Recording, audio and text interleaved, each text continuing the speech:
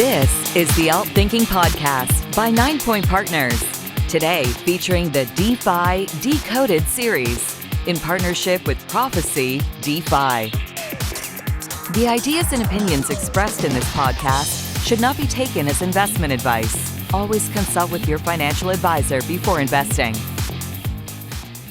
Hi, and welcome to today's edition of DeFi Decoded. I'm Alex Tapscott, Managing Director of the Digital Asset Group at 9 Point Partners, here with my partner in crime, Andrew Young, who is the CEO of Layer 2 and also the founder of the SX Network. Last week, we covered automated market makers and decentralized exchanges, a very important topic in the world of financial services now, but specifically in the space around DeFi.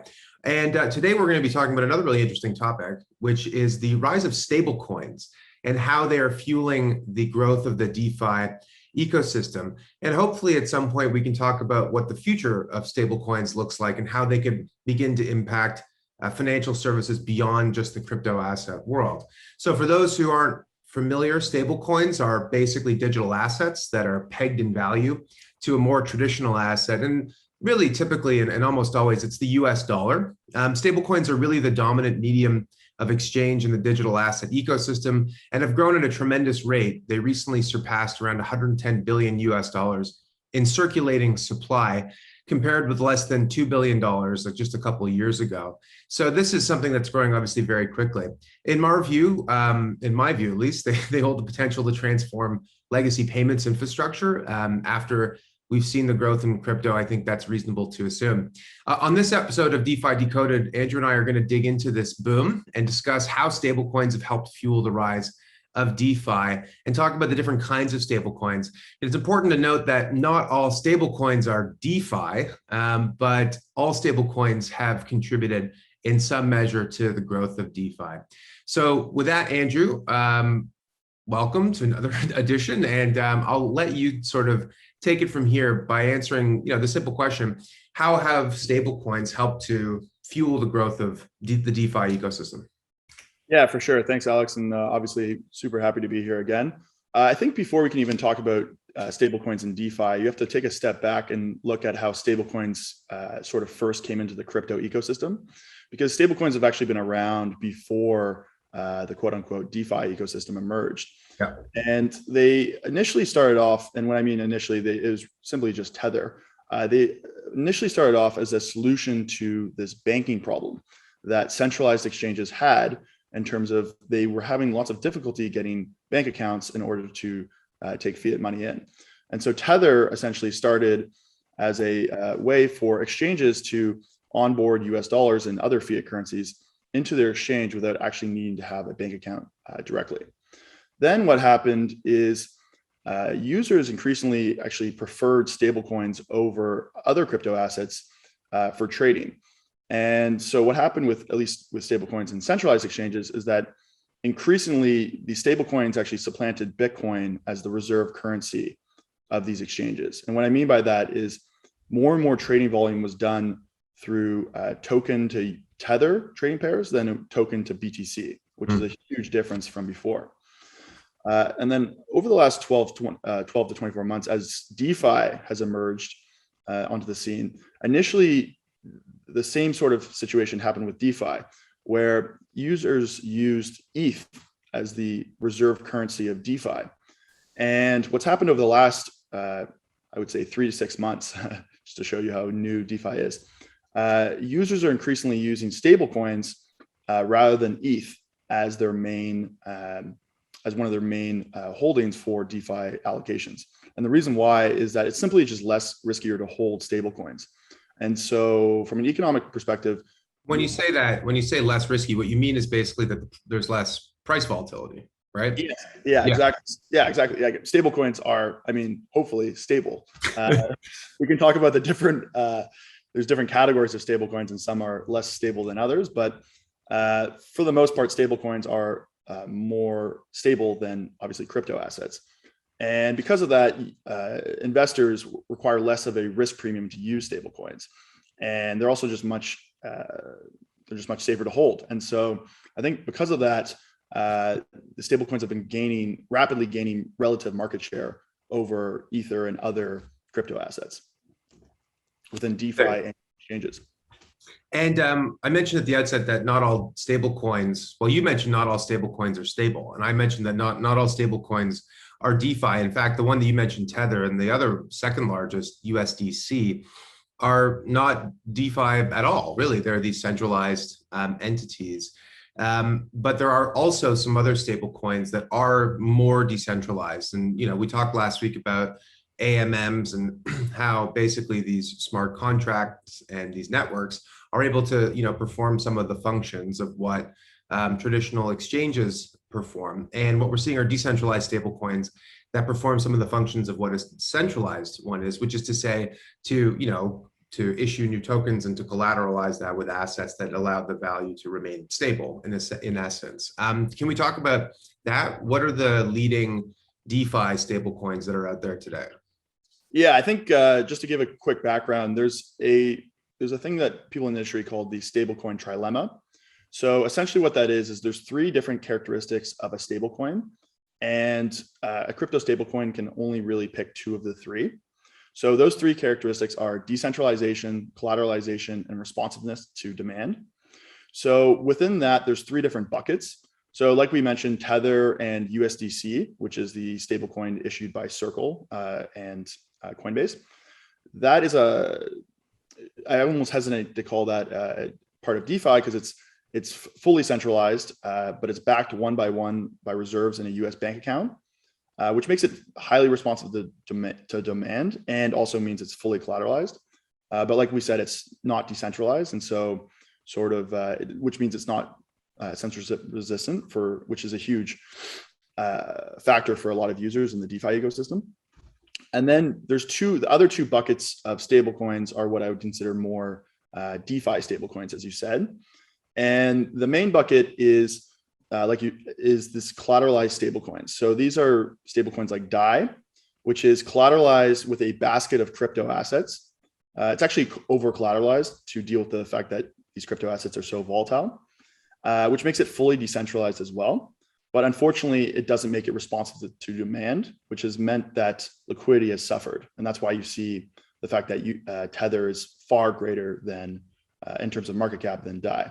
Yeah. And then finally, I won't go too much into it, but there's also another class of stablecoins called algorithmic stablecoins, which are fully decentralized and responsive to demand, but aren't actually collateralized, which makes them prone to collapse, which is what we've seen in the past. Yeah, so maybe unstable coins would be a more apt name for them. You mentioned DAI, and USDT, the Tether, and USDC are still the dominant stable coins. But even DAI, we did some research ahead of this podcast just to see what the kind of volumes were. And it turns out that, DAI is doing around $500 million a day in volume. Now, if you compare that to USDT just on one exchange like Binance, it would be tiny, right? I think the USDT Bitcoin pair is probably in the billions of dollars every single day just on one exchange.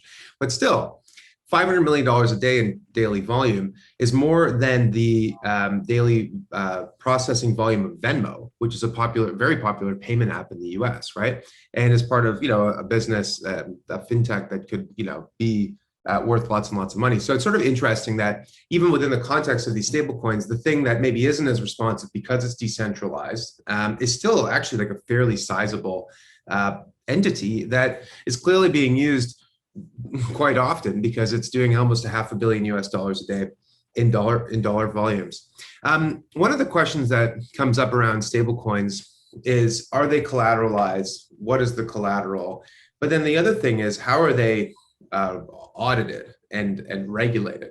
And this is something that has, I think, come into sharper focus more recently because we've seen some government officials and regulators saying that stablecoins ought to be more heavily regulated. Now, there are certain stablecoin companies, Circle is one, that has been really upfront from the beginning about domiciling in the United States, fulfilling all regulatory requirements and then some. And even today, unprompted, it would seem, they actually announced what's backing USDC. And if you haven't seen that, Andrew, basically, because it just came out, basically it's, mostly cash, but also, what would be called like risk-free assets, right? So treasury bills, T-bills, short-term notes, and some, high grade bonds to round it out, basically. So that's something that, if you were someone who used a stable coin to transact, would probably give you a lot of comfort. Now, it sort of, to me, begs the question that, Circle is a really innovative company. They've been in this crypto asset space for a long time, and they've built a product which has grown faster than any other stablecoin in the last sort of 6 to 9 months. We've seen, originally Tether was the only game in town, right? But now Circle's become much larger. So do you think that these decentralized stablecoins can succeed in a world where regulated, innovative companies are seemingly doing a lot of the right moves and growing really quickly? Yeah, no, it's a really good question. And obviously Circle is actually doing their IPO soon, or at least announced it, which is kind of cool. It's like the first time ever you can invest in an issuer of US dollars, which is a pretty innovative pitch to investors. Yeah, it's a really good question. And actually the funny thing about what you just said is that the way that DAI is set up is that it's collateralized by a basket of crypto assets. Yep. And initially what that meant was it was actually fully backed by Ether. So 100%, when it wasn't really much of a basket of crypto assets, it was essentially just 100% backed by Ether.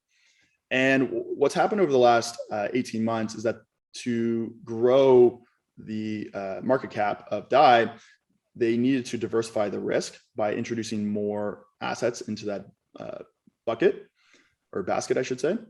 And what's interesting is that the largest single crypto asset of that bucket is actually USDC. So the stablecoin of Circle. I believe it's actually around 50%. I didn't know that. That's really interesting. Yeah. And so what's happening is that to grow, DAI actually, or I should say the MakerDAO community behind DAI, realized that they needed to kind of embrace these regulated stablecoins to hit that growth. And at least with USDC has actually become, while obviously Tether is the most liquid trading pair of centralized exchanges, USDC is actually the most liquid stablecoin of these DeFi protocols. DeFi protocols seem to trust USDC far more than Tether, which makes sense given their respective histories. But the interesting thing, though, just to kind of circle back, is over the last, because DAI has increasingly become collateralized by USDC, which is regulated and audited, there's been a fork of DAI emerged over the last 6 months called RAI. So before you go on to that, just describe what's for a fork for people who are listening who don't know that. So all of these DeFi protocols are open source. The tech behind them is totally open source software. So anyone can actually launch a new version of these DeFi protocols. And with that being said, the tech isn't the main factor, it's the community. And so anyone can launch a fork of Bitcoin, but the Bitcoin community is not going to recognize my fork. And so therefore my Bitcoin fork, no one will care about and won't have as much liquidity and market cap, obviously. Right. So what's happened is someone's forked DAI and essentially launched it with the idea of having only Ether as the crypto asset backing it, in response to the fact that DAI has grown so much using sort of going mainstream and using regulated stablecoins as right. So in order to basically keep it fully decentralized, because the protocol might be open source and decentralized, but if the collateral can be, I don't know, seized by a government or something, in the event that the company runs off sides, which happens in, the world of business from time to time. Certainly very interesting. We want to keep these things short. I think we've covered a good amount today on the stablecoin subject. I think just one other thing that I wanted to mention is that, one of the things that we think about is how this stuff could apply beyond the world of crypto, right? So we know that stablecoins have become the dominant pair for a lot of crypto asset exchanges and for a lot of trading in general. And we're talking about, a market that is in the tens or hundreds of billions of dollars a year in terms of just transaction volume. So there are plenty of other markets where it would be really useful to have a medium of exchange that was instant and low cost, and that could be custodied by individuals or stored with institutions or what have you. And I wonder if you thought at all about some of those different kinds of use cases. One of the ones that I think would be really interesting is in the area of cross-border payments, specifically in remittances. There are a lot of examples where it would be really useful to be able to move US dollars between someone living in the US or Canada and someone living in the Philippines or somewhere else, India or China. Right now, the system that people use to send money is decades old and costs 10% and takes a week for the money to land. So it kind of seems like an opportunity that's ripe for disruption. Is there anything else that you can think of in the traditional world of financial services where stablecoins could become much more commonplace?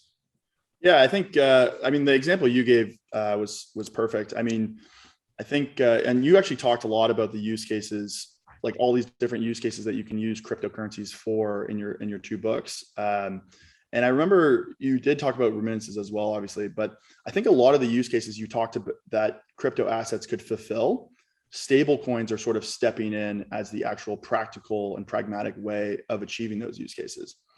And so, so this whole idea that, for example, a lot of crypto advocates think that Bitcoin will be kind of the new reserve currency of the world or of the financial system. And what's interesting is that as an industry, we've grown, we've sort of just gone back to using the US dollar as the reserve currency. And so I think like one thing that's very interesting about one interesting kind of geopolitical implication of this is that this actually, in a way, further establishes the dominance of the US dollar as the reserve currency of the world. Because you can just see it already in terms of adoption of these stablecoins, which obviously are US dollar based. And so I guess to me, like, if we do go to a world where all of these, and I think we are increasingly going to that type of world where all of these cross-border global value transfers happen in crypto assets, those will be using stablecoins, just because it makes, and those stablecoins, for the vast majority of them, will be US dollar stablecoins.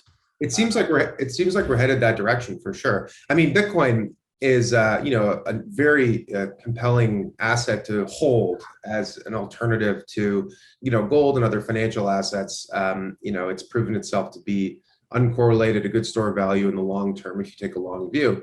But if you're a company that's buying something from China or somewhere else, and the payment is in US dollars, or you want certainty of the value that's arriving at the destination, or if you're sending money to family overseas, the fact that something is pegged to a familiar asset, that it's stable in essence, cognitively in your own mind you think it's stable, because obviously currencies do move against each other, does sort of suggest that this is going to become way more commonplace. And plenty of people use mobile applications like WeChat and WhatsApp to send messages between individuals on opposite sides of the world. It's not much of a leap to see them sending dollars through the same kinds of applications. And like, it would be very, very easy for any of those apps to introduce that kind of payment. In fact, WhatsApp is owned by Facebook. They've been trying to do this for a few years with Libra. In the end, it turns out it's not so much that they've encountered crypto pushback or even that they've encountered stablecoin pushback. It's really they got Facebook pushback because Facebook as a company has had some problems on the Hill in DC with both parties. So recently we saw that one of the vice chair people of the Federal Reserve Bank, one of the board of governors, Randy Quarles, said we need not fear stablecoins. And Andrew, he made the same point that you just made, which is that banks have been an ally of the government in exporting the US dollar system to the world for almost 100 years. And so there's no reason why stablecoins couldn't perform a similar kind of function. And it's just another reminder that you never really know how this is all going to play out. I mean, when we wrote Blockchain Revolution, which was a long time ago, in the context of this industry, like 5 years ago, I think Tether was around, maybe not. It was whatever it was, stablecoins weren't on the radar, right? And now we're talking about them as one of the sort of 2 or 3 main pillars of growth of this whole industry, along with Bitcoin, NFTs, DeFi, and some of these other sort of growth areas. So anyway, never a dull moment and always exciting stuff going on. But thanks, Andrew. Great chat as always. That's today's episode of DeFi Decoded. You can catch us on YouTube and wherever you download or listen to podcasts. And I'd like to just remind you again, DeFi Decoded is presented by 9 Point Partners in the Digital Asset Group, as well as Prophecy DeFi, a publicly listed DeFi company that trades on the Canadian Securities Exchange here in Canada. That concludes today's episode. Thanks a lot and have a great day. The information contained herein does not constitute an offer or solicitation by anyone in the United States or in any other jurisdiction in which such an offer or solicitation is not authorized, or to any person to whom it is unlawful to make such an offer or solicitation. Prospective investors who are not residents in Canada should contact their financial advisor to determine whether securities of the funds may be lawfully sold in their jurisdiction.